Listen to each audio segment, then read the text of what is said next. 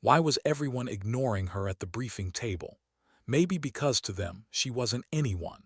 Just a janitor in a gray jumpsuit, sweeping up the crumbs and spilled coffee of men who wore rank like armor.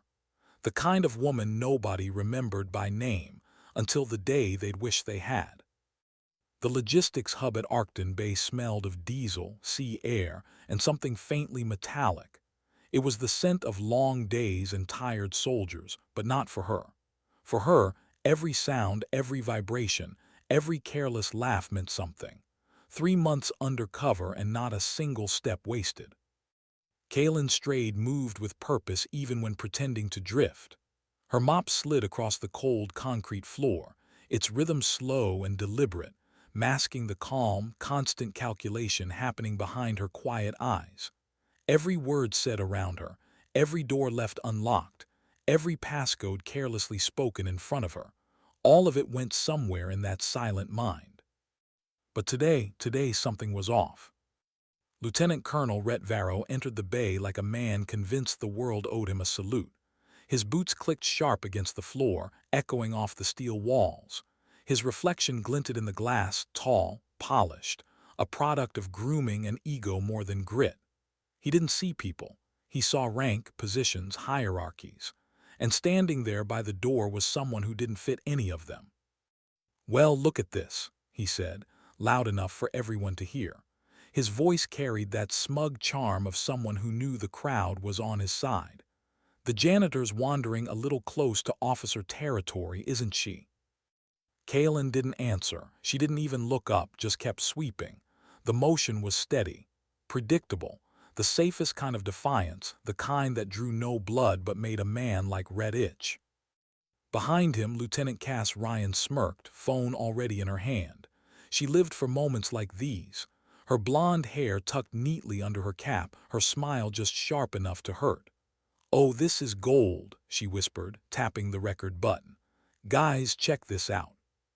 She turned the camera toward Kaylin, zooming in on the loose sleeves of the jumpsuit, the plainness of her face, the calloused hands gripping a mop. "Who let her in here? That uniform's like 2 sizes too big. You trying out for janitor of the year or something?" Laughter trickled through the room, cruel, casual, and contagious. Someone snorted. Another chuckled mid-sip, spilling coffee. The kind of group laughter that wasn't really about humor at all. It was about belonging, about proving who was above and who was beneath. Crewman Dale Core kicked a trash can her way, the sound of metal scraping concrete slicing through the chatter. "Oops," he said, grinning. "Guess that's your cue, right? Clean it up, janitor." A few wrappers and paper strips slid across the floor, right to her boots. She looked down, then up, not at him, not directly. Just enough to remind him that silence wasn't the same as weakness. Then came Marek Sloan, all nerves and misplaced confidence. "Yeah, stick to the floors, sweetheart. Don't get any big ideas." Their words bounced harmlessly off her surface, or so it seemed. Inside, each syllable etched itself into memory, stored for later when it might matter. Rhett took a slow step forward, stopping right beside her. He smelled faintly of cologne and control. "Careful with that broom," he said, placing one boot gently, almost kindly, over the wooden handle. Then, without warning, he pressed down. Crack! The sound was sharp, final. The handle split clean near the middle. The laughter came louder now, meaner, feeding on itself. "Looks like your tool broke, janitor," Rhett said, his voice low enough for only her to hear. "Maybe stick to something simpler next time." He turned, pretending it was nothing, tossing a handful of paper-thin data strips toward the drain as he walked away. They fluttered, bright white under the fluorescent lights, before disappearing down into the grate. It was a deliberate act, litter disguised as dominance, and everyone knew it. Kaylin bent down, picking up what she could, the fractured broom handle in one hand, her other tracing the edge of the drain. The strips were gone. Sensitive identifiers, low-level but coded, exactly the kind of data she'd been monitoring. And now they were in the system. A small, careless act, or maybe not so careless at all. Rhett thought he'd humiliated her. What he'd done, unknowingly, was mark himself. She stood, brushing her hands against her jumpsuit, her movements measured. Then finally she spoke, voice soft but steady. "Careful, Colonel," she said. "Some messes don't clean up easy." The room fell quiet, not all at once but in waves. The laughter choked off, replaced by an uneasy shift of boots and eyes. Dale glanced at Marek. Cass lowered her phone an inch. Rhett paused in the doorway, one eyebrow raised, unsure if he'd heard a threat or a warning. He didn't reply, he didn't have to. The hierarchy was on his side. But what none of them knew was that her words weren't for them. They were for herself, a quiet reminder to stay patient, stay small, and wait for the right moment to act. She'd been at Arcton Bay for 92 days. Every morning she swept the same halls, mopped the same tiles, emptied the same bins. To anyone watching, she was invisible. But beneath that cover, Commander Kalen Strayed, Calls Inspector, was operating one of the most delicate undercover missions in the Pacific. She wasn't there to clean floors. She was there to clean a system. Someone on this base had been selling secrets. Not grand, headline-worthy secrets, but the kind that corrode slowly, like salt in metal. Subtle data leaks, maintenance codes, tracking frequencies. The kind of information that seemed harmless until you realized an entire fleet could be compromised because someone needed more money than integrity. She didn't know who it was yet. Rhett's arrogance made him a candidate, but not the only one. So she waited, endured, played her part. That afternoon, Cass was back at it, the same smirk, the same phone, the same need for validation. She gathered a few others by the crate stacks in the main hall. "Let's see what the janitor's got in her bag," she said, pretending it was all a joke. "Come on, Rhett, you scared she's hiding state secrets in there?" Rhett leaned back against a crate, arms crossed. "Be my guest." Dale didn't hesitate. He grabbed the small canvas bag from the bench beside her. It was worn, edges frayed, nothing worth stealing. But they didn't care what was inside. This wasn't about curiosity, it was about power. He unzipped it, dumped it out onto the concrete. Rags, worn gloves, a half-empty box of batteries, a folded patch of cloth, and then a small silver ring on a chain. Cass laughed first. "Wow, that's it. No treasure, no spy gear." Marek picked up the ring, holding it close to his face. "What's this? Your boyfriend's tag." He turned it over. "S9. What did you buy this from a pawn shop to look tough?" He dropped it, letting it clink across the floor. Rhett stepped forward, the smirk returning. "You think you can walk around here with fake hero junk?" His voice dropped, almost a whisper. "Stick to mopping." Kalen watched the ring slide to a stop near her boot. For a second, just a second, her fingers twitched. That ring wasn't decoration. It wasn't a keepsake. It was his, the one she'd lost in Echo Harbor years ago, during a mission that never made the news. A symbol of what it had cost to survive. She looked up at Rhett, eyes steady, voice calm. "You sure you want to touch that?" Something in her tone made Cass's smile falter, just slightly. No one noticed the small motion of her hand slipping into her pocket, pressing a hidden key against the side of a nearby trash can. A faint click, inaudible under the laughter, signaled something far more significant than anyone there could imagine. Spectre protocol activated. A silent ping shot through the network, bypassing the base's restricted comms layer. In a distant command hub, a single word flashed across a black monitor. "Asset active, ARCTON Bay, Zone C." Kalen stood, gathering the scattered contents of her bag with quiet precision. The ring stayed on the floor for a long second before she picked it up, wiped it clean, and placed it gently back inside. Then she turned, not angry, not defeated, and walked away. Her footsteps were steady, unhurried. Behind her, the laughter returned, thinner now, forced. Cass muttered something to her live stream, but her voice trembled. Rhett's eyes followed Kalen's retreat, an irritation flickering in them that he couldn't quite explain. Something about her composure unsettled him. When she disappeared down the hall, he exhaled, forcing a grin to hide the doubt growing in his chest. "Crazy woman," he muttered, but even as he said it, his mind was racing. Something about her didn't fit. He excused himself, slipping into the communications wing. He told the duty officer he needed a temporary blackout of all high-frequency channels, a network integrity drill, he called it. In truth, it was paranoia. He wanted to make sure whatever that janitor had done couldn't reach anyone outside. He didn't know that it already had. At that exact moment, miles away, Captain Elias Dree, tall, lean, with the eyes of a man who'd seen too many promises broken, leaned over his console. The signal on his screen blinked once, then again. "Spectre's calling us in," he said quietly. His team didn't hesitate. In less than 5 minutes, rotors were spinning. A Black Hawk lifted off from the coast, slicing through the gray air. Back at the base, Kalen was back at work stacking crates, sorting parts, pretending not to notice the glances. Cass's live feed still rolled. "Look at her," she whispered to her followers. "Still playing the part. Who does she think she's fooling?" Then the alarm started. A low wail rolled through the bay, rattling the windows. "Unscheduled rotor inbound," the intercom blared.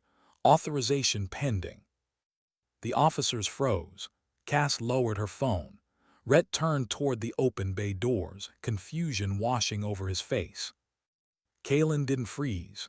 She set down the crate she'd been holding, wiped her hands on her jumpsuit and walked forward, step by step, calm, silent. The wind outside whipped her hair loose as the helicopter descended, kicking up a storm of dust and salt. The Black Hawk hit the ground hard. The side doors swung open. A squad of SEALs stepped out, all in black, their movements synchronized and sharp. At their front stood Elias Dree. He scanned the crowd once, then found her. "Commander Strayed," he called out, voice cutting through the noise. "Awaiting your orders." Silence fell like a hammer. Every head turned. Cass's phone slipped from her hand. Rhett's face went pale. The janitor, the woman they'd mocked, humiliated, ignored, didn't move, didn't smile, didn't even blink. She just stood there, her posture perfect, her eyes steady. The commander they'd tried to sweep aside.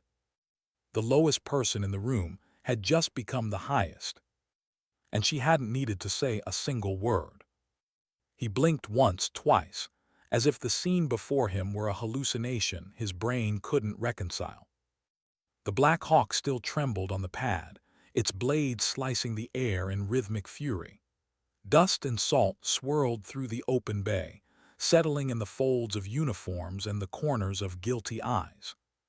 A moment ago, Rhett Varro had been the highest-ranking officer in sight. Now, he couldn't even feel his legs. The men beside him, Dale, Marek, even Cass, were frozen in tableau, their expressions painted in the disbelief of people whose world had just been turned inside out. The SEAL team's boots struck the floor in perfect sync. The sound echoed like a countdown. Kalen didn't move. Her hands hung loosely at her sides, palms calm, shoulders squared. The wind whipped strands of dark hair across her face, but she didn't brush them away.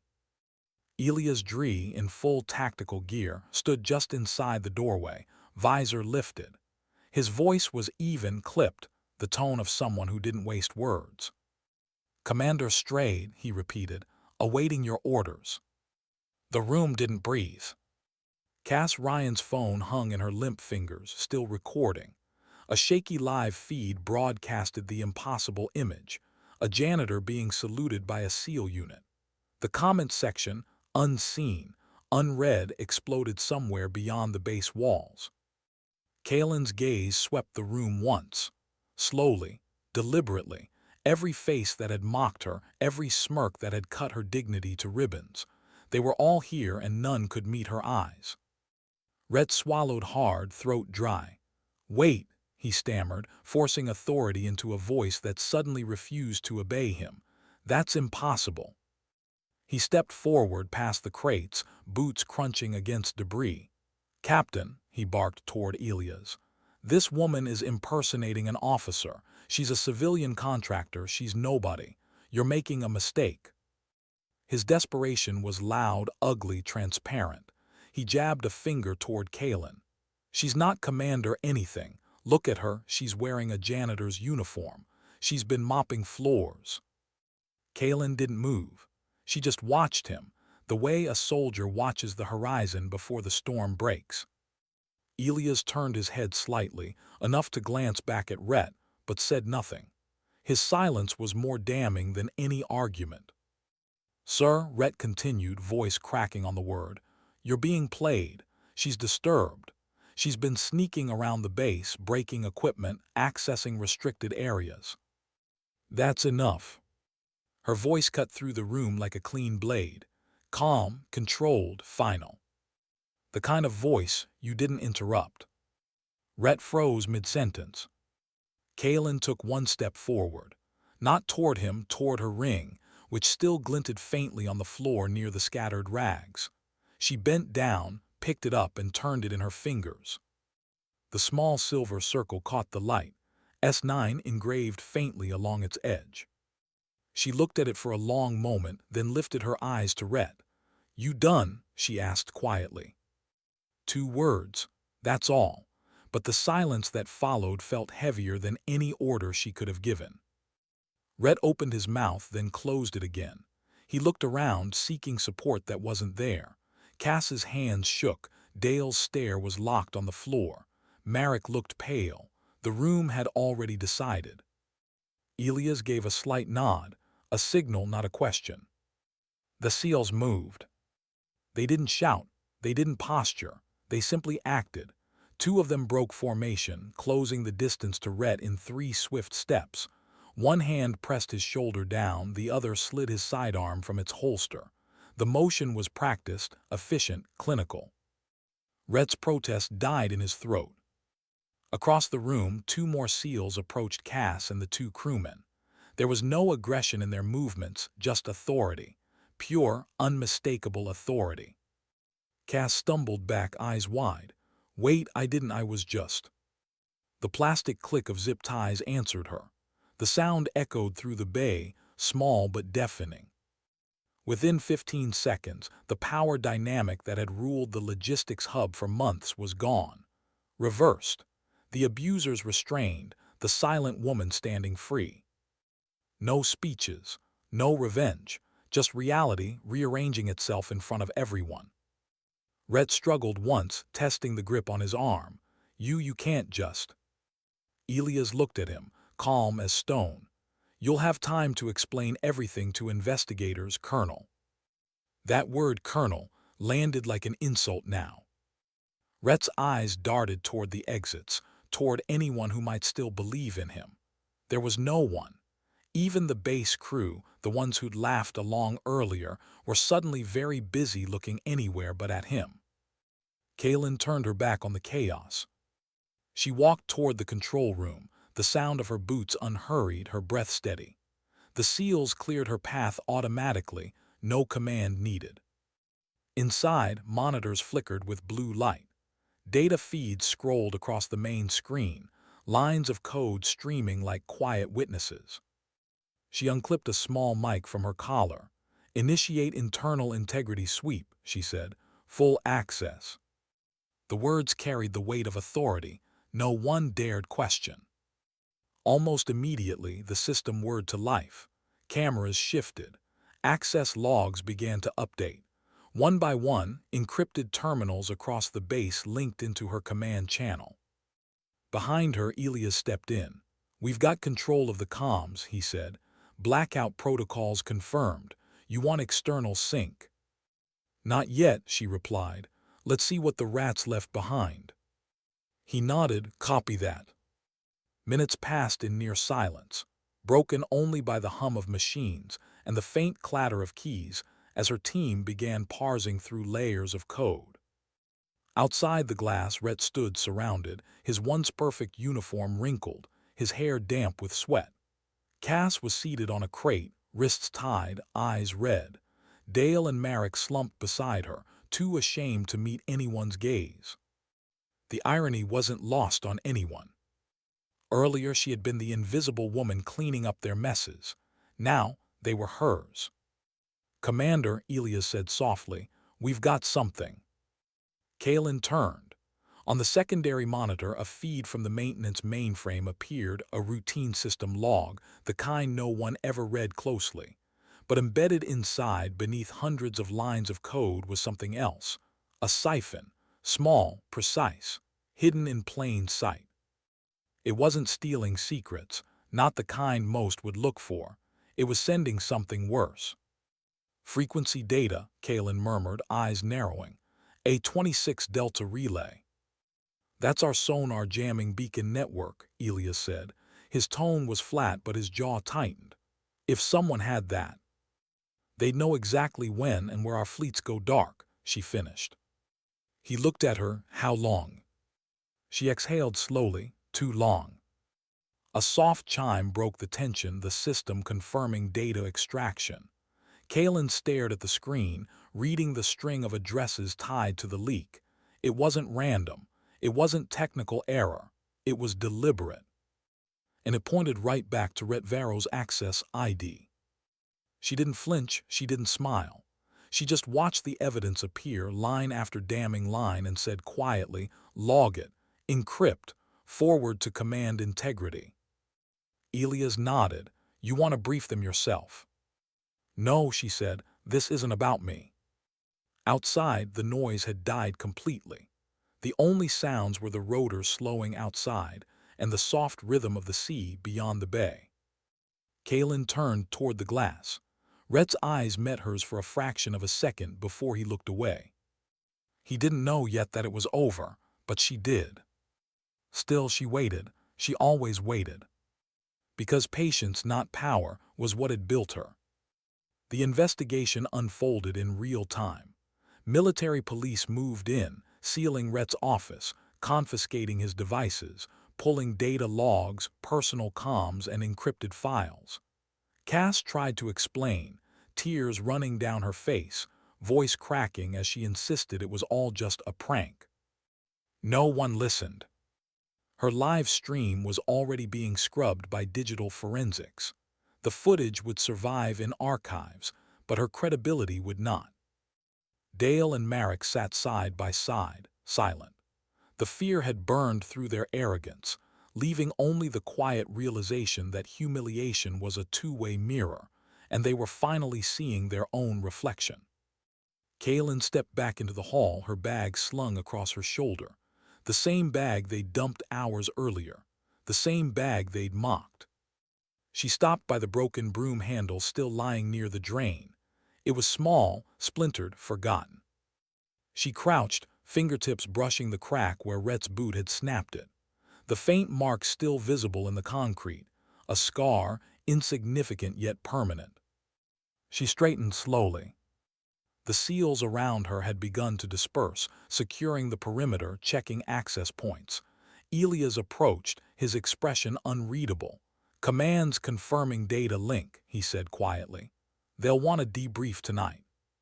She nodded. "They'll get it." He hesitated. "You could have pulled rank weeks ago, saved yourself all this." Kalen's gaze drifted to the floor, and missed the truth hiding under it. He smiled faintly, knowing she wasn't asking for approval. "You always did prefer the long game." "The long game," she said softly, "is the only one that ever works." The wind howled through the bay doors again, carrying with it the smell of sea salt and something like closure. The day had started with laughter. It ended in silence, the kind that demanded respect without asking for it. As Kaylin walked past the stunned faces still gathered along the wall, she didn't look at any of them. Not out of pride, but mercy. Some lessons didn't need to be taught twice. In the far corner, a young ensign bent to pick up something glinting near the crates. He hurried forward, hesitant. "Ma'am," he said softly, "you dropped this." It was the ring again. Kaylin took it, fingers closing around the cool metal. She slipped it back onto the chain around her neck, the silver catching the last of the afternoon light. She didn't thank him, she just nodded. The gesture was quiet, final. Outside, the helicopter waited, blades spinning slower now, ready to lift off when she gave the word. But she didn't leave yet. There was one last thing to do. She turned back toward the logistics hall, toward the place where arrogance had broken and truth had surfaced. Her eyes swept across the concrete, the walls, the air itself, as if committing every inch of it to memory.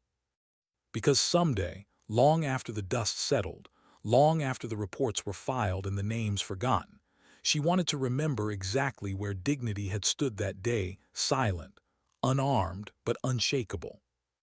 And as she finally walked toward the open doors, her voice low, steady, almost carried away by the wind, she murmured something no one could quite hear. Sometimes the cleanup isn't about dirt. The base was quieter now. Not calm, just quiet in the way a battlefield sometimes falls silent after the last echo fades. A false peace, where people still whisper but their voices no longer carry the same power. Morning light cut through the fog rolling in from the sea, painting thin white lines across the logistics hub. The air smelled of salt and wet metal. Kalen Strayed was back at work. Same gray jumpsuit, same broom, same floor. Only now no one laughed. No one looked at her like she didn't belong. Some looked away out of guilt. Others watched from a distance with a strange, uneasy awe, as if proximity to her might reveal something about themselves they weren't ready to see. The hum of forklifts and the clatter of crates filled the background. It should have been ordinary, routine. But everything about Arcton Bay felt different now, like a place stripped bare after a storm. Rhett Varro was gone. Escorted off-site, his name already flagged in 3 internal reports. His voice, once echoing through every corridor, was now only a ghost that people mentioned in half-sentences before lowering their tone. Cass Ryan's desk sat empty, her phone confiscated, her online presence scrubbed clean. She cried during questioning, not out of regret, but fear. Fear of losing what little identity she'd built in the reflection of others' approval. Dale and Marek still reported for duty, but they moved quietly, their laughter gone, their confidence fractured. It was remarkable how quickly arrogance evaporated when truth walked in wearing a janitor's badge. Kalen didn't look for any of them. She didn't need to. Justice didn't require witness. It just required endurance. She swept, one long, deliberate stroke after another. To an outsider, it might have looked like humility, but to those who understood her now, it looked like control. The kind of control that comes from knowing you could burn a place down, but choosing not to. In the corner of the room, Captain Elias Dree watched through the glass of the control booth. He'd known her for years, back when her call-sign Spectre carried the kind of weight that made even veterans pause before speaking. He'd seen her in firefights where the air itself seemed to bleed sound, and she never flinched. But here now, watching her sweep concrete floors after dismantling a trader's network, this was something else entirely.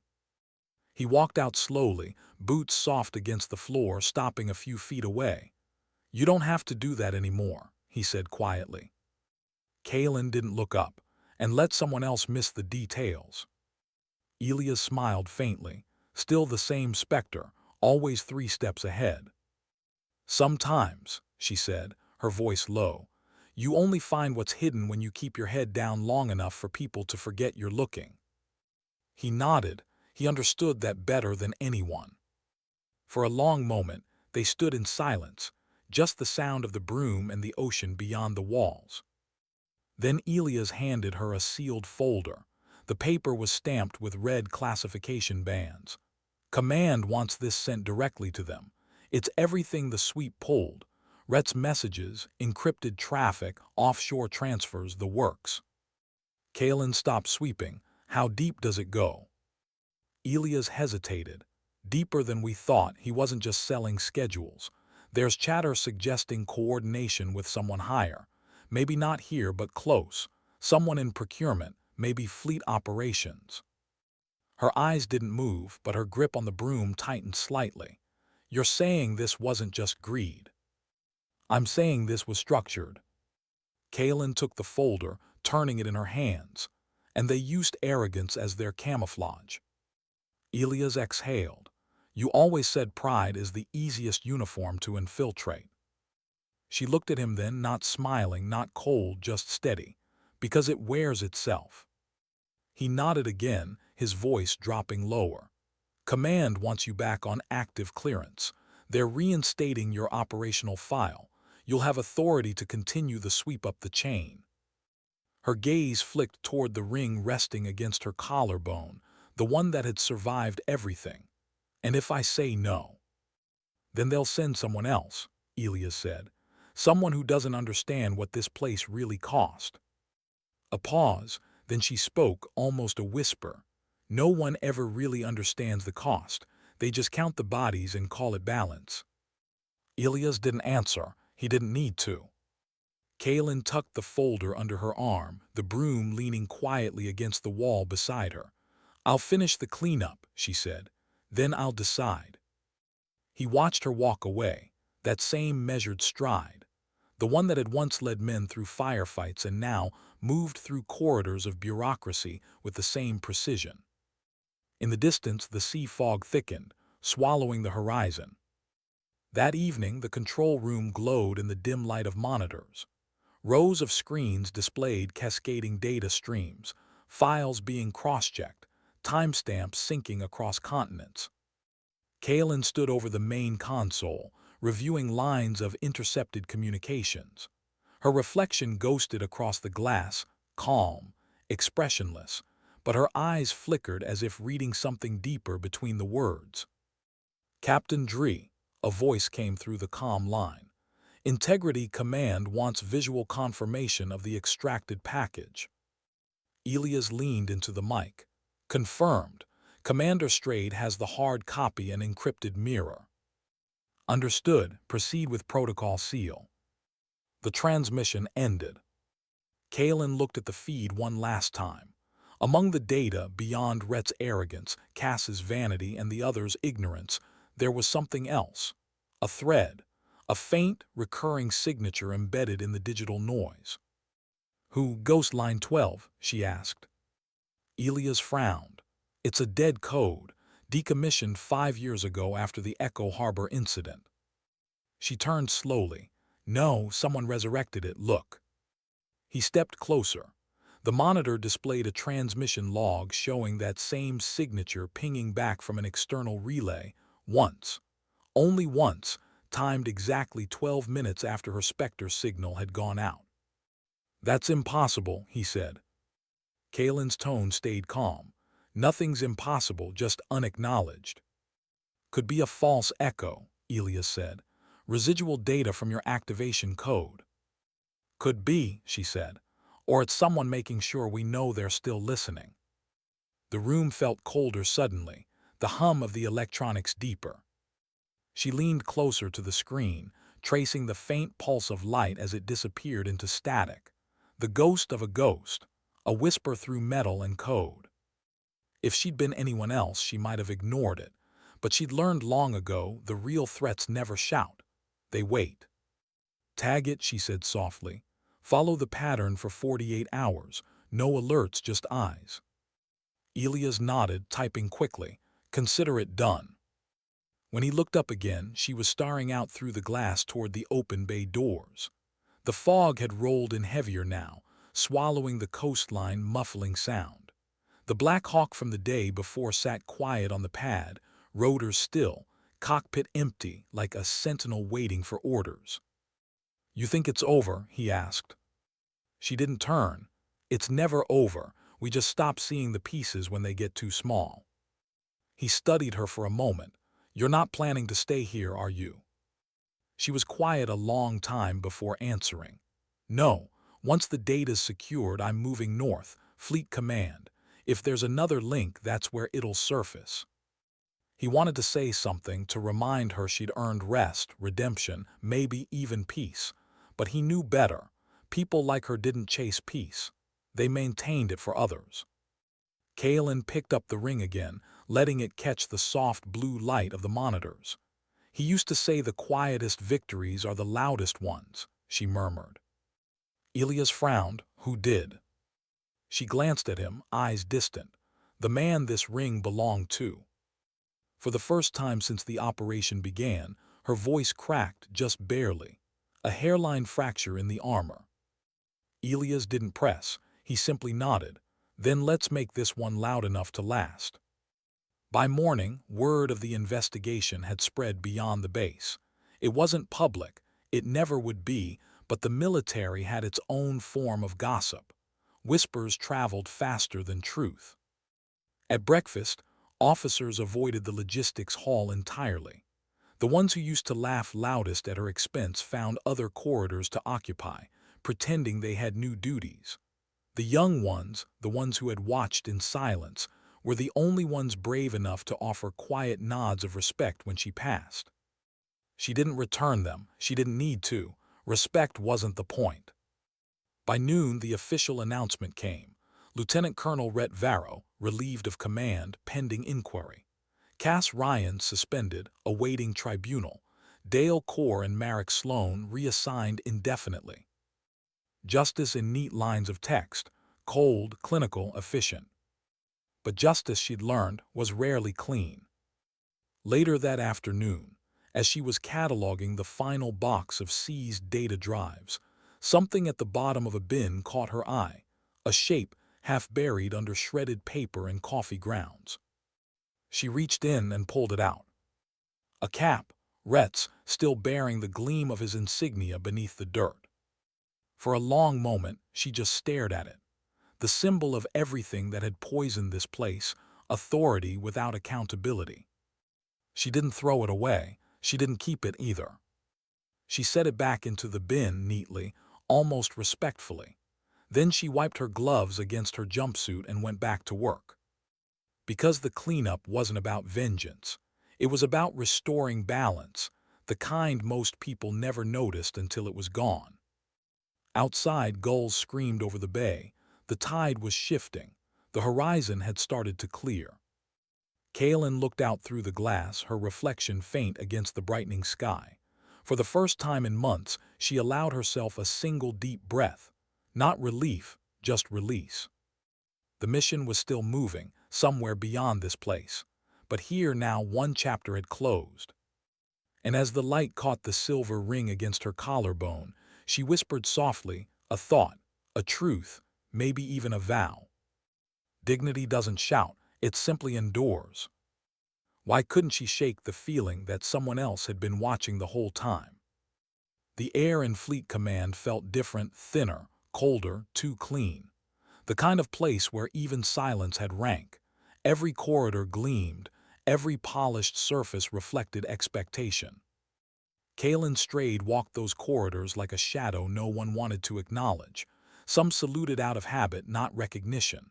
Others glanced up, paused, then quickly looked away. Her name had resurfaced after years buried under clearance seals and black ink. Commander Strayed, Spectre Unit. Some whispered it like a legend, others like a warning. The Arcton Bay report had reached here before she did, the undercover mission, the exposed traitor, the SEAL unit's intervention.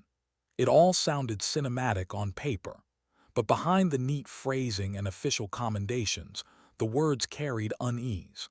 A reminder that someone had slipped through the cracks long enough to force command's hand.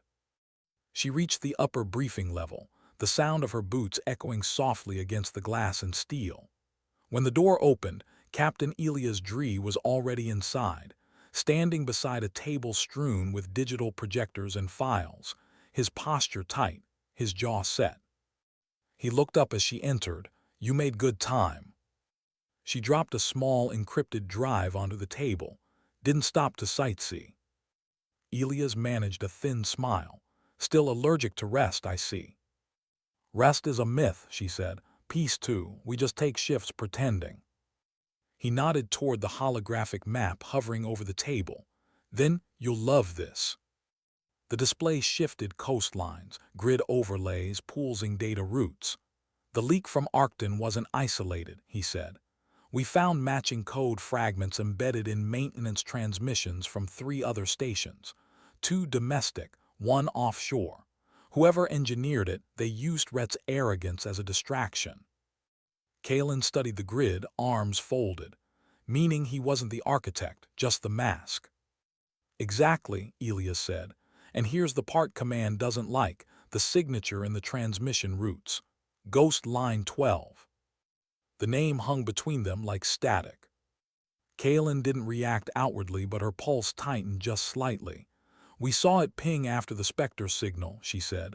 Once, you trace it. Elias exhaled. We tried. It's old. Predecessor-era encryption, same framework used before the Echo Harbor op. She looked up sharply. That system was dismantled. Supposedly.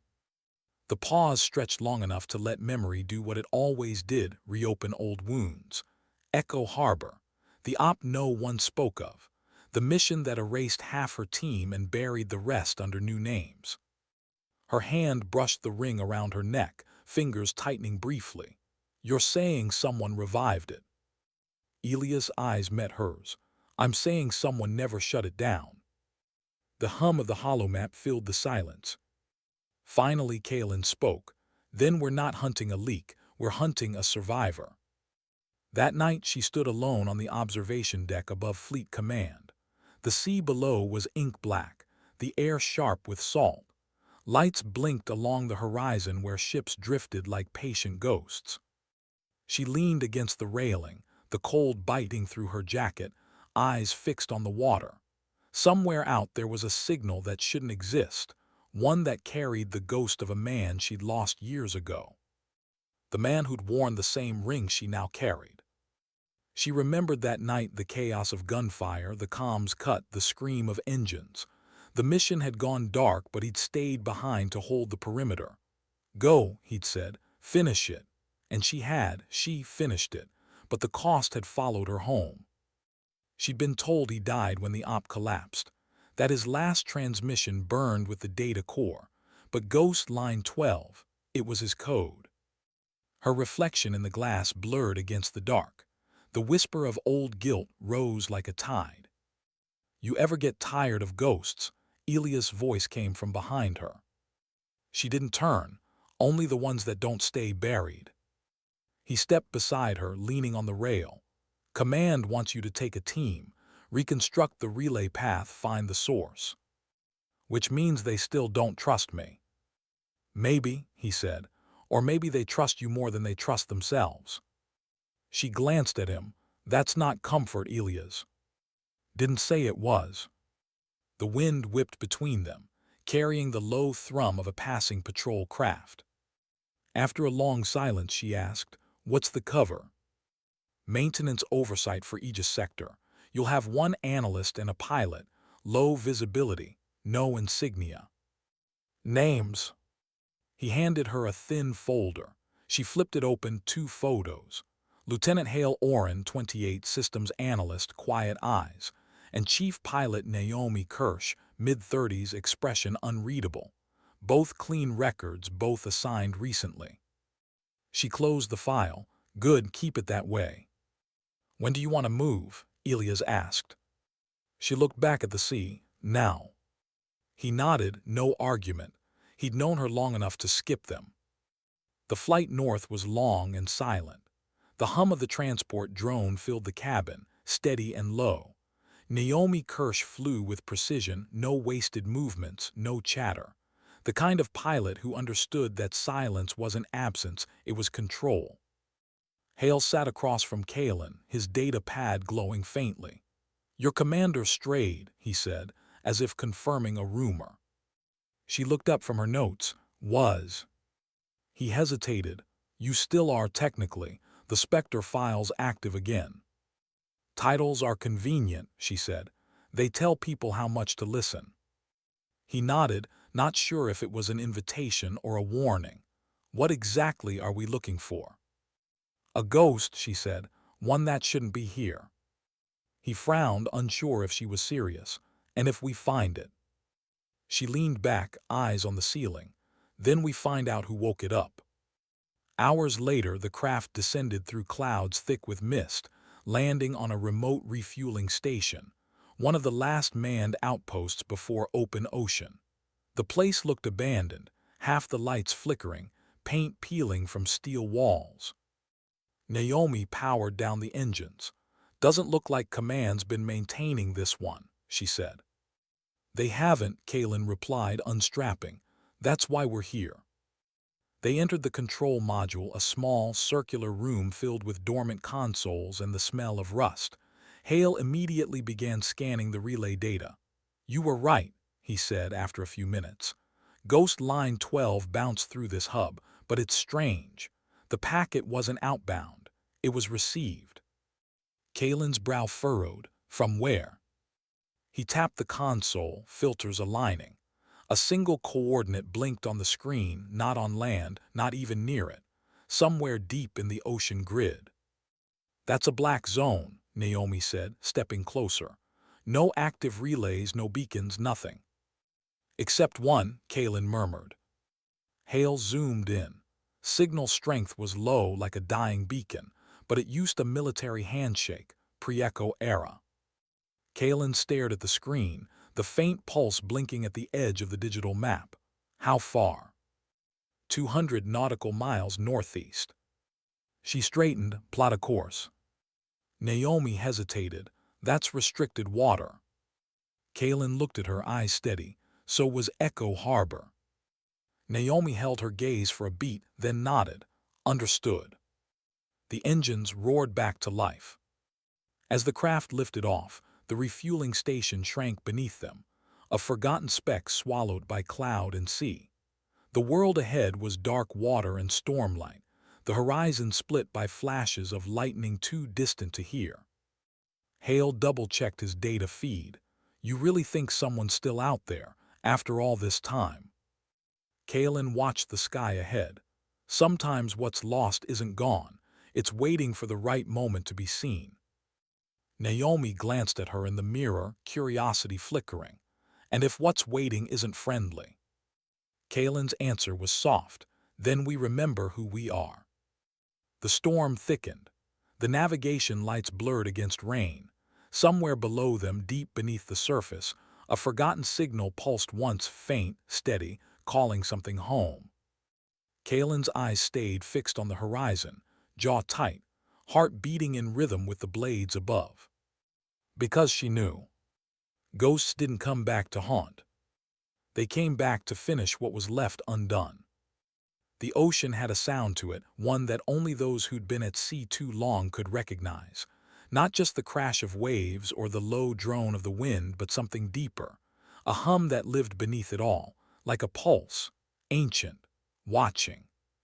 Kalen Strayed stood in the cockpit as the transport shuddered against the gale, rain slicing the windshield, the wipers moving too slowly to matter. Lightning forked across the horizon, lighting the sea in flashes of raw silver. For a second at a time, the world became clear, then darkness swallowed it again. Naomi Kirsch gripped the controls, jaw clenched. "Wind shears climbing. If we push past this vector, we'll lose stabilizers." "Hold steady," Kalen said, eyes fixed ahead. "The signals close." Hale Oren hunched over the console, the pale glow of his screen painting his face in cold light. "I'm still tracing the frequency. It keeps bouncing like something, mimicking our own handshake codes. Every time I lock it, it moves." "Alive?" Kalen asked. "Adaptive," he said. "It's anticipating my trace." "Which means," Naomi muttered, "whatever's out there knows we're coming." The words hung heavy in the cockpit. Kalen didn't respond. Her eyes remained locked on the black expanse ahead. The hum of the engines mixed with the howl of wind, and in it all, a faint memory surfaced, the rhythm of rotors over Echo Harbor, the static before a voice went silent forever. She closed her eyes for half a second, just long enough to remember. Then lightning struck close, bright enough to sear the sky white. Naomi yanked the controls, leveling them again. "We can't maintain altitude much longer." "Bring us down," Kalen said. Naomi turned sharply. "Down, Commander, that's open water." "Bring us down," she repeated. "We're not here for comfort." Naomi hesitated, then exhaled. Copy that. The engines lowered pitch. The nose tilted. The craft descended through sheets of rain until it skimmed the surface, waves slamming against the hull. Naomi guided it to hover steady, landing struts locking into semi-submersible mode. When they cut the engines, the silence hit hard, the kind of silence that makes you realize how loud your own heartbeat is. Kaylin unstrapped and moved toward the back compartment. She opened the supply rack, pulling out dive armor compact, reinforced, black as the water outside. Hale blinked. Wait, you're going in there. That's 200 meters down minimum, the signal's under the shelf. Kaylin didn't look up. Then it's 200 meters we'll cover. Naomi checked the readings. Pressure at that depth'll crush you if the seals fail, and the water's near freezing. Kaylin pulled the ring from under her collar, holding it between two fingers. I've been deeper. The look she gave them ended the argument. Naomi glanced at Hale, then nodded reluctantly. I'll keep the craft stable. You get 5 minutes down there, no more. Kaylin sealed the dive suit. The hiss of pressurized air filled the compartment, followed by the low click of magnetic clamps. The visor lowered, HUD lighting up in faint blue. Comms live. Confirmed, Hale said. I'll track you as long as I can maintain signal. After that, you're on your own. Kaylin gave a small nod. Wouldn't be the first time. Then she stepped to the hatch. Naomi hit the release and the airlock hissed open, flooding with rain and the roar of the sea. The water churned below, black, endless, hungry. Without hesitation, Kaylin jumped. The surface swallowed her instantly. The first shock wasn't the cold, it was the silence. Down here, the storm vanished. The world above became a muted, distant vibration. Her visor adjusted, cutting through the murk with dim sonar pings. Particles drifted like snow in the dark, the faint light of her suit cutting narrow tunnels through the abyss. Reading you at 90 meters, Hale's voice came through faintly. Signal is still below, strength increasing, vector bearing 083. Kaylin adjusted course, her arms slicing through the water with precise movements. Her breath sounded steady in her ears, slow, measured, disciplined. At 120 meters, the first structure appeared.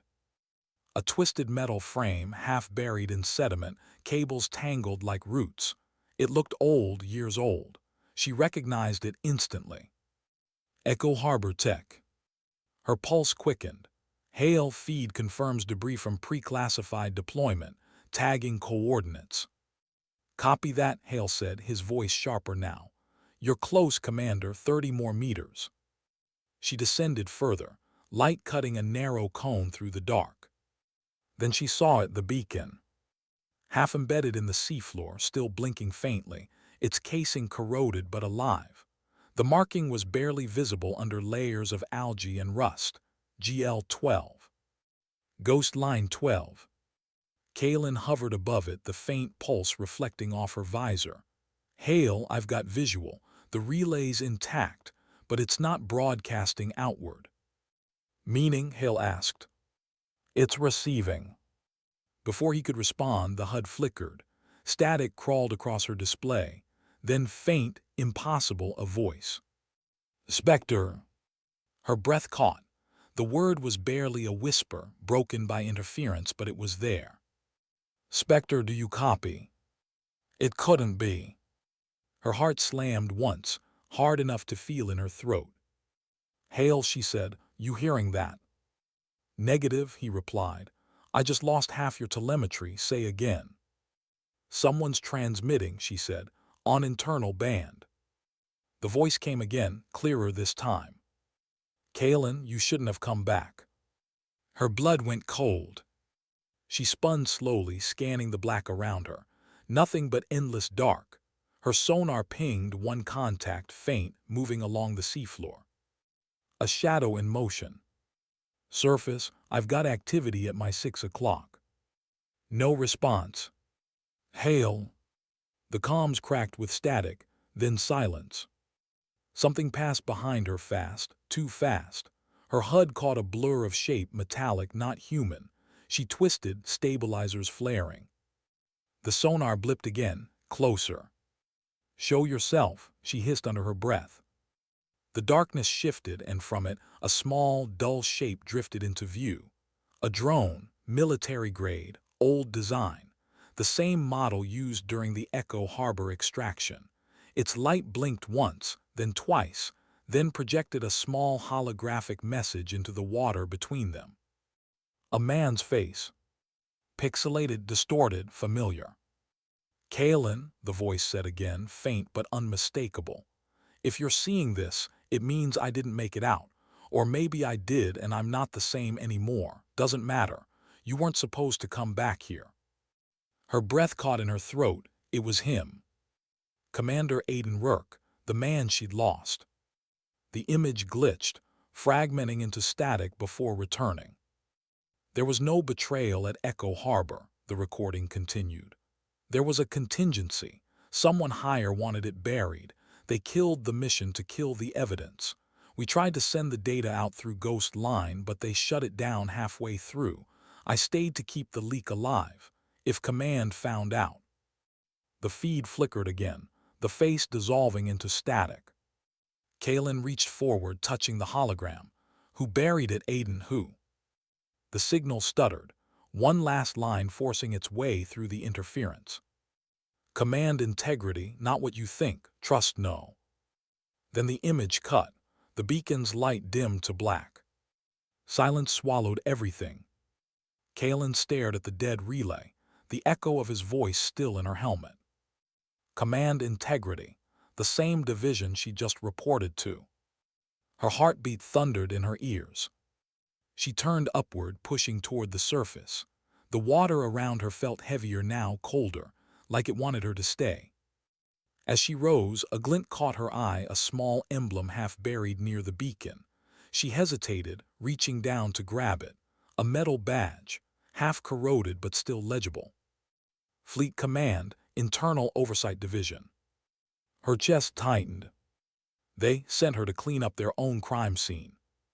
She broke the surface seconds later, gasping as the storm wind hit her visor. The transport loomed nearby, its lights cutting through the rain. Naomi was shouting through comms, relief and panic bleeding into her voice. "Commander, we lost your signal. What happened?" Kalen pulled herself onto the platform, ripping the helmet free. "Get us airborne." Hale rushed to help, eyes wide. "What did you find?" She looked at him, soaked and shaking but steady where it mattered most. "Proof." Naomi hit the throttle. The engine screamed, the craft lifting hard into the sky. Lightning tore through the clouds again, and for a heartbeat, the ocean below glowed, an unmarked graveyard of steel and secrets. Kalen gripped the ring around her neck, closing her fist over it. Aiden's words replayed in her mind over and over. "Command integrity, not what you think." She had spent months undercover believing she was restoring order, cleaning corruption from the inside. But now she knew. She hadn't been cleaning up after the enemy. She'd been cleaning up for them. The horizon cracked with thunder, and her voice, low but unshaking, carried through the cabin. "We're not going back to Command." Naomi glanced at her. "Then where?" Kalen's eyes hardened. "Where they don't want us to go."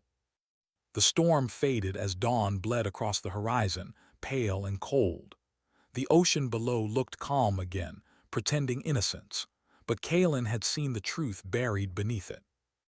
The system she'd served her entire life had turned inward, feeding on itself, rewriting history to erase its own shame. She thought her mission at Arcton Bay was the end. It was only the opening act. Now there was only one question left. If the enemy was on the inside, how deep was she willing to go to drag it into the light? She leaned back in her seat, eyes closed for a moment, the hum of engines steady around her. Her voice, barely a whisper, carried a truth that would outlive her orders. "Sometimes," she murmured, "the dirtiest floors are the ones they call clean." The sky broke open in strips of gray and gold as the transport leveled out over calmer air. For a few seconds the light seemed honest again, until Kaelin remembered that light could also blind. Naomi Kirsch steadied the controls, sweat beading along her temple. "Command's pinging us for status updates," she said. "They want confirmation of the relay recovery." Her voice was tight, careful, the kind of tone pilots used when they weren't sure which direction counted as mutiny. Kaelin didn't answer right away. She was staring out through the windshield at the horizon, watching the storm shrink behind them. Her reflection floated faintly in the glass, eyes unreadable, hair slicked back and dripping seawater. "Don't answer," she said finally. Naomi hesitated. "They'll flag the silence."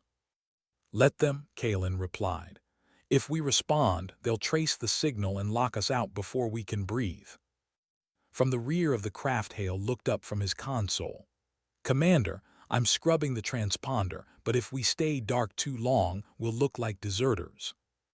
Kaelin turned toward him, calm but firm. "We are deserters for now." That word, deserters, hung between them like the smell of fuel and rain. Naomi's grip on the controls tightened, but she didn't argue. Hale swallowed hard, then bent back over the console, fingers moving faster. Inside the cockpit, the hum of engines filled the silence that followed. Kaelin removed her gloves and opened the small waterproof pouch she'd clipped to her belt underwater. Inside was the corroded badge she'd pulled from the seafloor. The emblem still caught the light: Fleet Command, Internal Oversight Division. She turned it over once. On the back, barely legible, was a serial stamp. She recognized the code structure immediately. It wasn't a technician's, it was an authorizing officer. Someone high enough to bury Echo Harbor, to bury Aiden Rourke, to bury the truth. Naomi's voice broke the silence. "Commander, where exactly are we going if not back to command?" "Safe water first," Kaelin said, "then somewhere quiet enough to think." "Quiet like where?" Kaelin's gaze stayed on the badge. "Somewhere nobody's cleaned in a while." 2 hours later, the transport touched down on a remote fueling platform off the northern grid, one of those forgotten service rings that had slipped off the official charts years ago. It was a skeleton of steel above gray water, creaking with every wave. Naomi powered down the engines while Hale checked the perimeter scanners. No signals. We're clear. Kaelin stepped out onto the platform, the wind snapping at her jacket. She looked out at the endless water, listening. The world here felt abandoned, as if even the sky had stopped reporting back to headquarters. She finally turned to her team. "We need to copy everything from that relay before it gets wiped remotely. Hale, isolate the frequency. Naomi, set the craft to silent drift mode. If command pings again, we don't exist." Naomi gave a curt nod. Hale hesitated. "You really think command integrity was behind Echo Harbor?" Kaelin met his eyes. "I don't think I heard it." He shifted uneasily. "But that voice, you said it was a recording, could have been faked." "It wasn't," she said. "How can you be sure?" She almost smiled. "Because he used my name the way only one person ever did." That silenced him. While Hale set up the portable decryptor, Kaelin moved toward the far end of the platform. Rusted maintenance panels lined the walls. She brushed her fingers over the metal, finding the groove of an old access hatch. She pried it open. Inside, a terminal blinked weakly, ancient, still alive. Naomi joined her, arms folded. "You think this place was part of the network?" Kaelin nodded. "Every ghost leaves a trail, some just rust slower than others." She connected the relay badge to the terminal port. The screen flickered, then spat out lines of degraded code. Old mission logs scrolled by, coordinates, encryption stamps, file fragments labeled with names long buried under clearance levels. One fragment stopped her cold: Project Maraud. She hadn't heard that name in years. Naomi frowned. "What is that?" Kaelin's throat tightened. It was the contingency protocol for Echo Harbor. Aiden wrote it the night before the op. What kind of contingency? The kind that keeps the truth alive if everyone else dies. She opened the file. The screen hissed with static, then displayed a short text burst, Aiden's handwriting digitized into shaky lines. If this reaches anyone after me, don't trust command integrity. They're not auditing us, they're steering us. Spectre, if you're still alive, follow the coordinates attached. The truth isn't in the files. It's walking around wearing medals. Beneath it, a single coordinate string blinked. Naomi leaned over her shoulder. That's inland, Capital District. Command headquarters, Hale said quietly. Kaelin exhaled. The cold air turned her breath to vapor. They buried him under their own building. By dusk, they'd stripped the terminal and loaded what data they could onto Hale's drives. Kaelin stood on the deck, the sea darkening around them, her mind a knot of fury and clarity. The chain of betrayal wasn't scattered. It was organized, protected, decorated. Elias Dree had been the one to send her after the ghost line. He'd known the route, known where it would lead. Had he known what she'd find? The thought lodged itself like shrapnel. Naomi appeared beside her, handing over a thermos of lukewarm coffee. You've been standing there for an hour. Kaelin took it, eyes still on the horizon. Sometimes you need to let the anger settle before it decides what it's going to do. Naomi studied her carefully. You don't think Dree's clean? I think he's command integrity's best liar, Kaelin said. Naomi was silent for a moment then. And us, what happens when command brands us rogue? Kaelin's tone softened. Then we live with it, better that than living a lie. The pilot's jaw tightened. You've done this before, haven't you? Gone off book.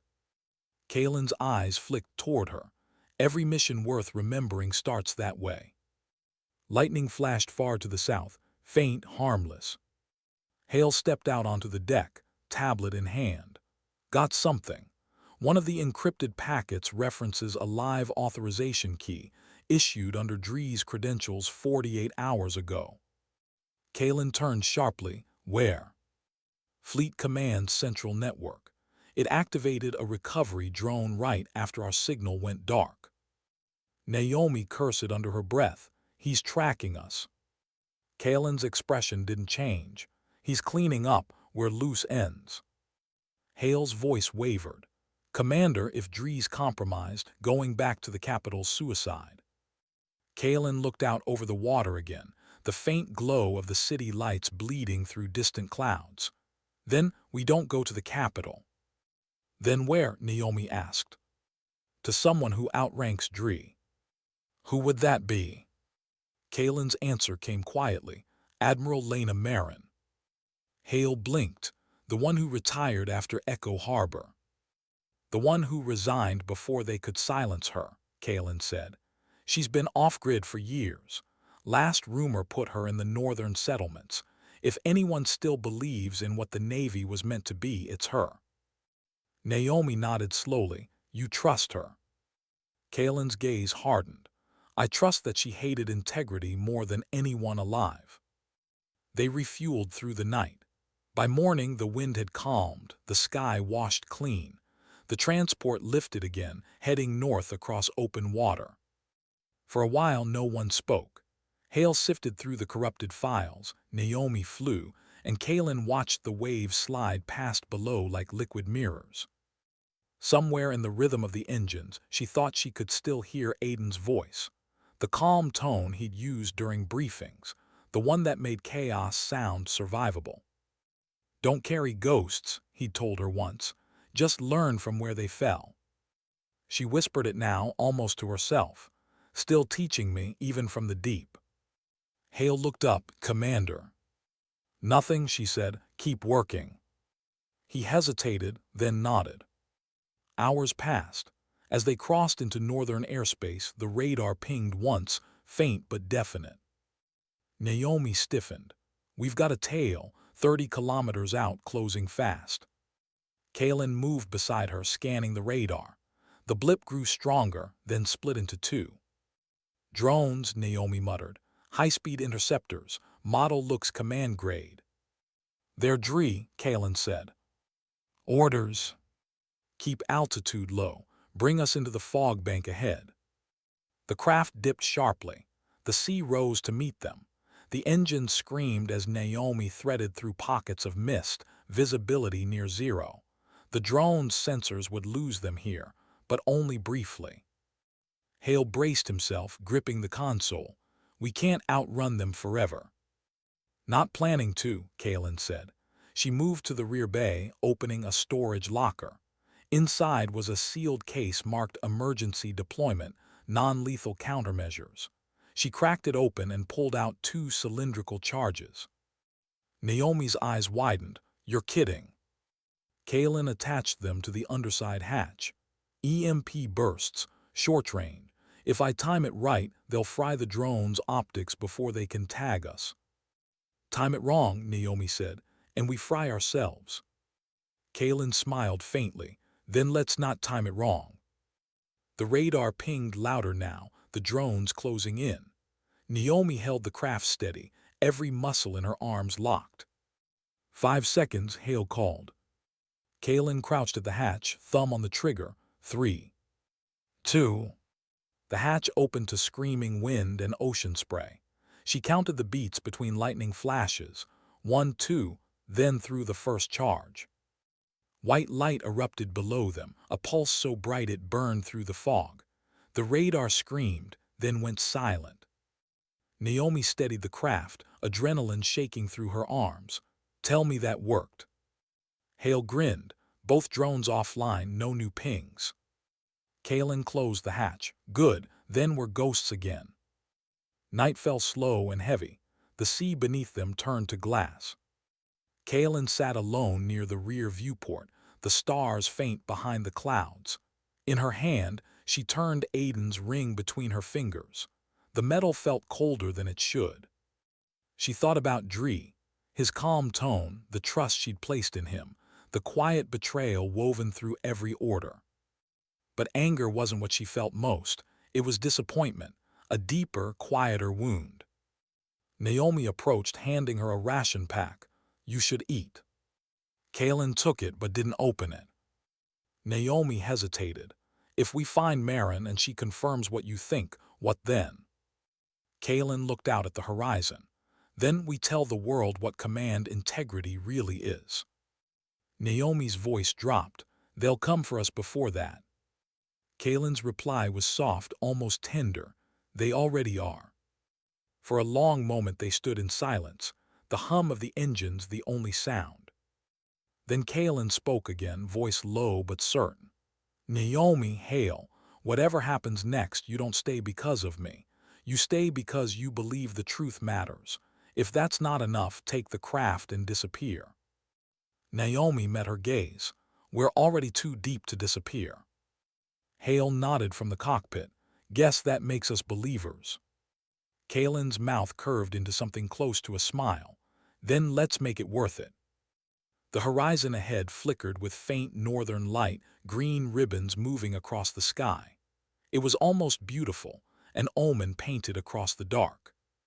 She closed her fist around the ring and whispered into the quiet cabin, her voice steady, resolute. Sometimes the only way to clean the system is to break the broom. The northern coast looked like the end of the world. A frozen sweep of cliffs and gray water, wind howling through the gaps like a warning no one listened to anymore. The kind of place you came to disappear or to keep something hidden forever. Naomi guided the transport down through thick mist, landing it on a patch of cracked tarmac beside what had once been a naval relay outpost. Half the buildings were buried under snowdrifts, antennas bent like broken ribs. Somewhere beneath all that ruin lived the only person Kalen still trusted enough to question. Admiral Lena Marin. Once a name that commanded fleets. Now a ghost people whispered about in briefing rooms, a relic of a time when honor wasn't paperwork. Kalen pulled her collar tight against the cold. Stay with the craft, she told Naomi. Keep engines warm. If we're not back in 40, you lift. Naomi's jaw set. Not leaving you here. Kaelin looked at her, steady, unblinking. If it goes wrong, someone has to carry the truth. That's an order. Naomi didn't argue, but the muscle in her cheek twitched. Hale shouldered his data pack, breath fogging the air. If this admiral's been hiding from command this long, she's not going to roll out a welcome mat. Kaelin started walking, snow crunching under her boots. Then she'll respect that we didn't ask permission. They crossed the outpost yard in silence, wind pushing drifts across their path. The only light came from the aurora flickering above, green curtains sliding over the sky. In the distance, smoke rose thin and straight from a single chimney. Kaelin's lips curved faintly. There. The structure was a storage hangar, its roof patched with sheet metal and tarps. A single door stood ajar, light spilling from within. She motioned Hale to hang back, then stepped inside. The air was warmer, thick with the smell of old oil and burning wood. Tools lined the walls, maps covered with red markings. And in the middle of it all sat a woman at a desk, sleeves rolled up, gray hair tied back. Her back was to them, but her voice came without turning. I wondered how long it would take before someone from Fleet came sniffing. Kaelin stopped a few feet away. Then you knew we'd come. Marin swiveled her chair slowly. Her eyes, sharp, blue, and merciless, took them in. I knew you would, Spectre. Hale blinked. You know who she is.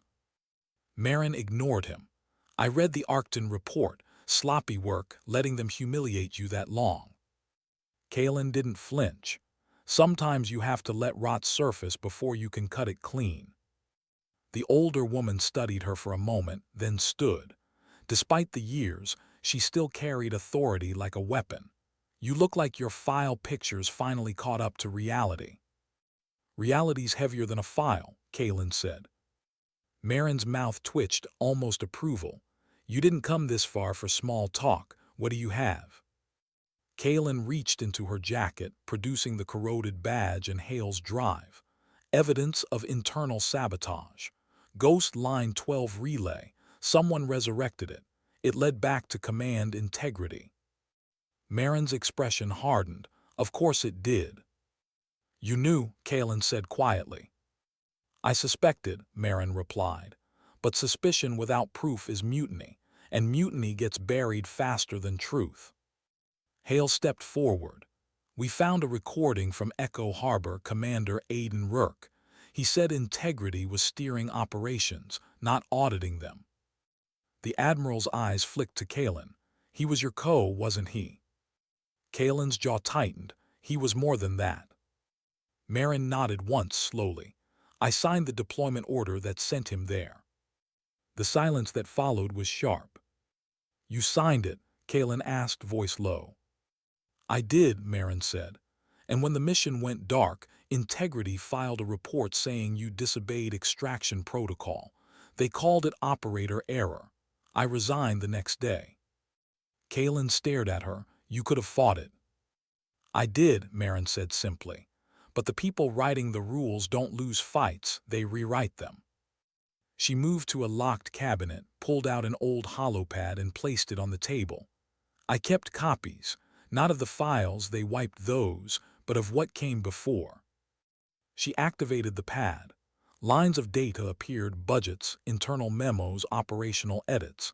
The same signature repeated through everyone, CI oversight, authorization DRE 27A. Hale's breath caught, Dree. Marin looked at Kaelin.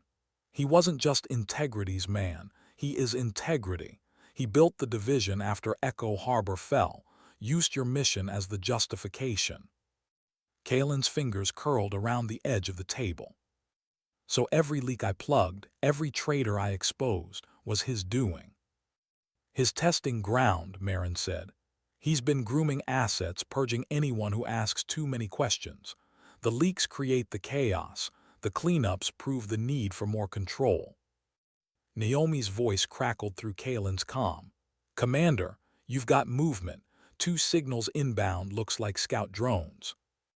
Marin didn't even look surprised. He knows you found me. Kalen turned sharply. How?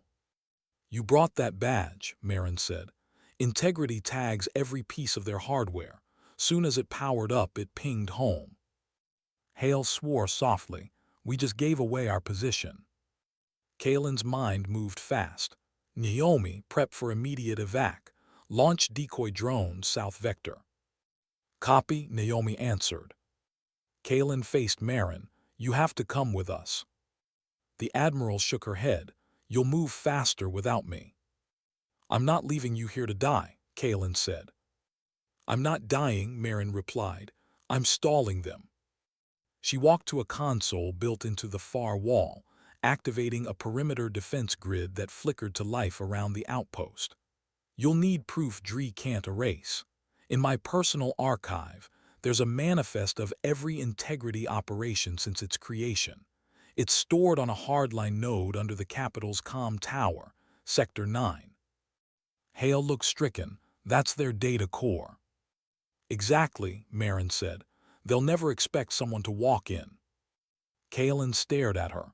You expect us to break into Fleet Command. I expect you to finish what you started, Marin said. Bring light to the dark, Spectre. It's what we trained you for. Outside, the first explosion hit, snow and debris showering the windows. The drones had arrived. Naomi's voice came through the comm tense. Commander, we're taking fire. Marin turned toward Kalen. Go. Kalen hesitated only a moment, then snapped to action. Hale, grab everything, move. They sprinted through the hangar as the roof shook. Marin stayed at the console, fingers flying across old keys. I'll buy you 2 minutes. Kalen stopped at the door, eyes locking with the older woman's one last time. Marin smiled faintly. Tell the world we weren't all blind. Then she turned back to the panel, entering a final command. The floor vibrated as hidden charges deep in the outpost armed. Kalen and Hale burst into the open air, snow whipping around them. The drones circled overhead, sleek, black, predatory. Naomi had the craft engines roaring, side panels scorched from laser bursts. Move, she shouted. They leapt aboard just as the outpost erupted behind them. The blast rolled across the cliffs, fire blooming against the gray sky. The shockwave threw up a curtain of snow and ash. Naomi yanked the craft upward. We clear. Not yet, Kalen said, gripping the seat frame. She looked back, smoke pouring into the clouds. Marin was gone. But she'd bought them time. Hale's voice cracked over the noise. Commander, I copied her archive. It's partial, but it's enough to expose the operations if we reach a transmitter. Sector 9, Kalen said. We finish it there. Naomi gave a short nod. Straight into the lion's den. Sometimes, Kalen said, eyes hard on the horizon, you clean the floor by walking through the fire first. The engines roared louder, the craft angling south toward the Capitol. The aurora faded behind them, replaced by a deepening night. For a while, none of them spoke. Only the sound of air rushing past and the distant echo of an explosion that refused to stop burning. Hale finally broke the silence. She knew what she was doing. Kalen nodded. That's what makes it hurt. Naomi's voice softened. You think Dree saw this coming? Kalen stared ahead. He always sees everything coming. That's why we have to be unpredictable. What's unpredictable about walking straight into command? Kalen turned her head, meeting Naomi's eyes, doing it with the truth. Outside, the first outlines of the Capitol coast appeared, a scatter of lights against the dark sea. It looked peaceful from here, too peaceful for what it hid. Kalen touched the ring at her neck, feeling its cool weight. Hold steady, she said quietly. This ends where it started. The cabin lights dimmed. The world ahead was a web of deception waiting to be torn open.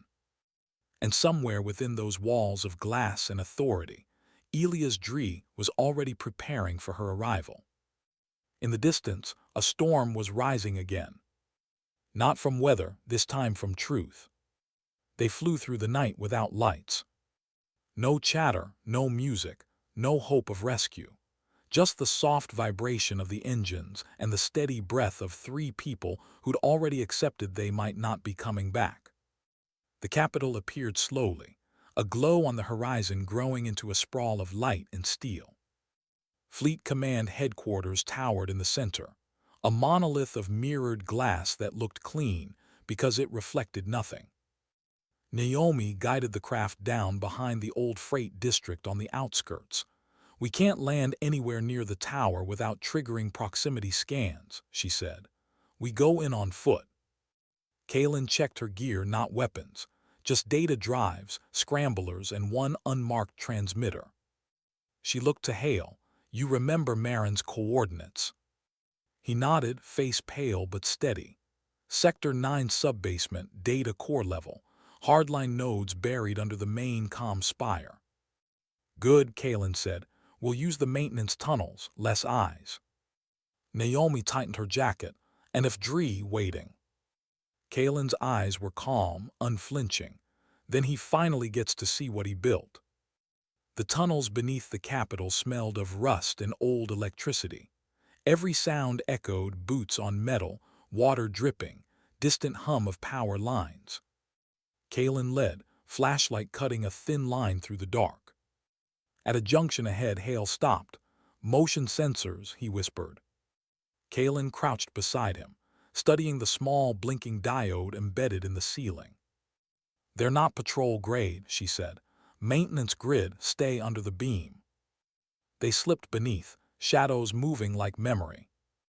After half an hour, the tunnel opened into a service chamber lined with pipes and glowing conduits. Above them, a steel grate revealed faint light and the distant murmur of voices. Hale glanced upward. "We're directly under the central atrium." Kaylin nodded. "Then we're close." Naomi exhaled, frost blooming in the cold air. "Commander, I still don't understand. What's the end game? Even if we reach the node, what does uploading the archive do?" Kaylin looked up through the grate. "Truth's not the point. The point is they never see it coming." Naomi frowned. "That's not an answer." "It's the only one left," Kaylin said softly. She moved to the ladder, climbed silently, and eased the grate aside. Above them stretched the atrium, vast, sterile, gleaming under white light. Walls of glass reflected polished floors. Uniformed officers moved between terminals, unaware of the three ghosts slipping in through their basement. Kaylin gestured, "Stay low." They crossed the floor in short bursts, weaving between pillars until they reached a side corridor. Hale pulled up the schematics on his tablet. "Core chambers down this hall, then 2 levels below. There's a secure elevator with biometric locks." Naomi smirked faintly. "I don't suppose you packed a fingerprint." Kaylin's expression didn't change. "No, but I kept something better." From her jacket she produced the corroded badge, the same one from the ocean. She held it to the scanner. For a second, nothing. Then a soft chime. "Access granted." Hale blinked. "You're kidding." Kaylin pocketed it. "Integrity doesn't expect its own ghosts to come home." The elevator door slid open. They stepped inside.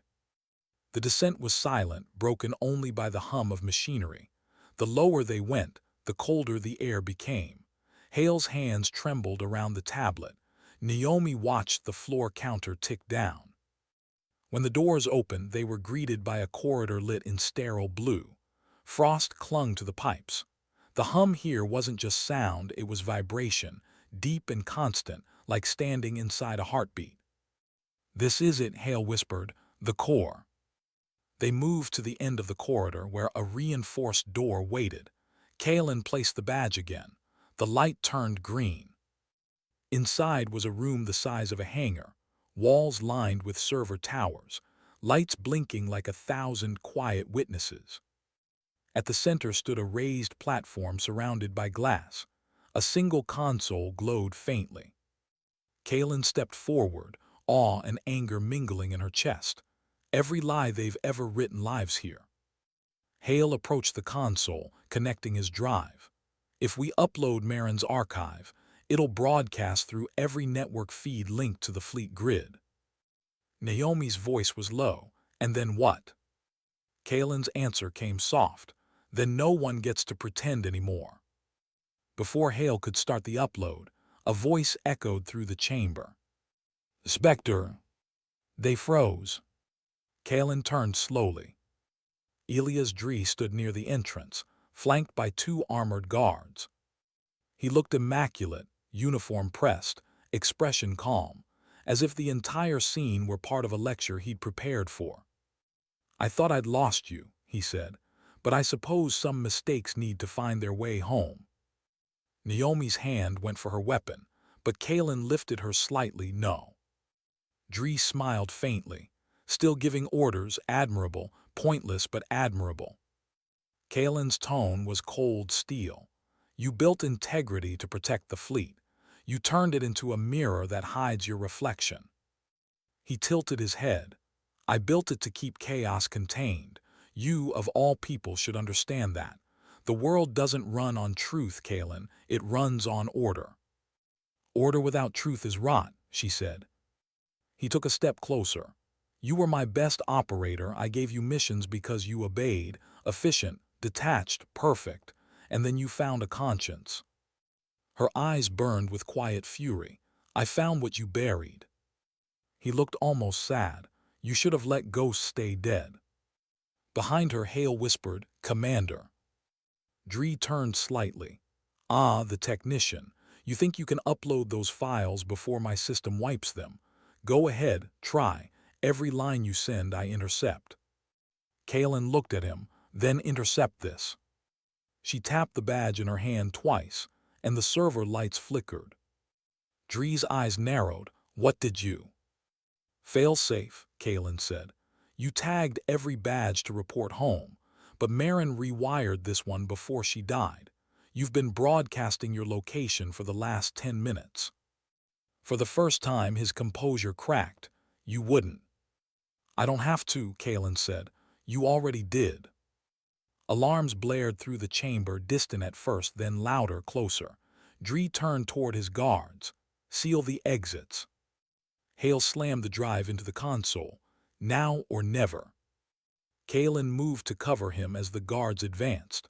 Naomi fired once, the blast echoing through the steel chamber. Sparks rained from a shattered panel. Dree shouted, You think you can destroy integrity? It is the fleet. Kalen's voice rose above the alarms, low but sharp. No, Dree, it's the infection, we're the cure. She reached the console, grabbed the manual override and twisted it. The system screamed. Screens flared white. Data poured upward in a cascade of light. Files, names, coordinates, orders streaming to every open comm channel in the network. Dree lunged for her, rage breaking through the calm. You'll burn for this. Kalen caught his wrist, forcing him back. Maybe, but I'll burn clean. They struggled, the hum of the servers turning into a roar. Behind them, Naomi pulled Hale toward the exit as the temperature spiked, ice melting off the walls. Dree slammed Kalen against the console. You think anyone cares about truth? He spat. They'll forget you tomorrow. Kalen met his eyes steady, calm, almost sorrowful. Maybe, but they'll remember why. She hit the final release key. The entire chamber ignited in white light as the overload cascaded. The last thing Dree saw was her face, quiet, resolute. Then the core went dark. Hours later, smoke drifted from the cracks of the tower.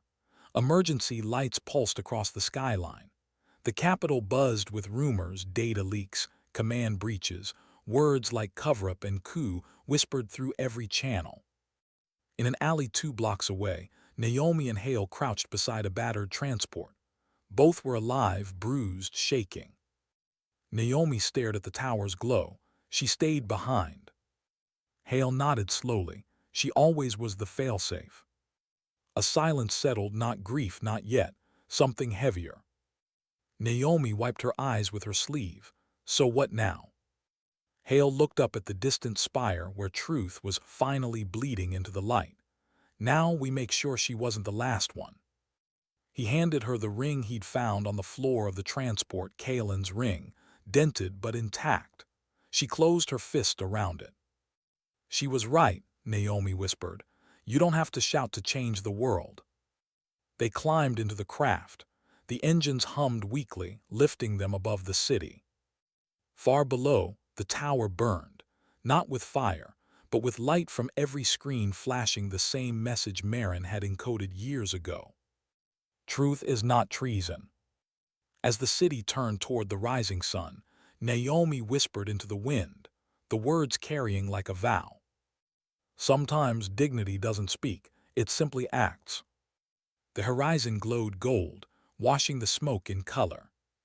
And somewhere in the quiet between heartbeats and history, Commander Kalen Strade's voice lingered, steady, defiant and free.